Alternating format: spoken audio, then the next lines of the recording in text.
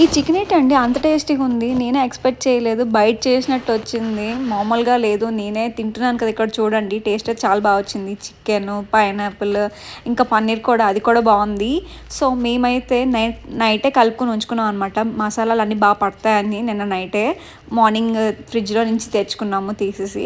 So, ఇంకా అందరూ lake చూస్తూ, తింటూ, తాగుతూ ఎవరిష్టం వాళ్ళదండి. మంచిగా గ్రిల్ ఏసుకున్నాం. ఈ పైనాపిల్ అయితే చాలా ఈజీ అండి. ఉప్పు, కారం, చాట్ మసాలా ఏసి అక్కడే కలిపేసా అనమాట.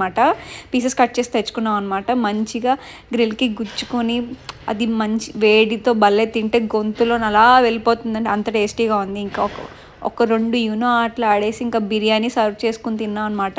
బిర్యానీ అయితే నైటే చేసుకున్నాం. మార్నింగ్ లేట్ అయిపోద్దని చెప్పేసి. మసాలాలైతే బా పట్టాయన్నమాట. ఇంకా అందరూ సలాడ్‌తో ఫుల్ కుమ్మేశారు. కార్తీక మాసానికి అయిపోయిన తర్వాత అందరూ నాన్ వెజ్ మీద గట్టిగా పట్టు మీద ఉన్నారు. కొందరు తినేస్తున్నారు. కానీ చాలా రోజుల తర్వాత మన సైడ్ ఫుడ్ తిన్న ఫీల్ వస్తది కదా! బిర్యానీ తింటే. ఇంకా ఫోటో సెక్షన్ అయితే మంచిగా వచ్చింది ఫోటోస్ కూడా. By bye guys.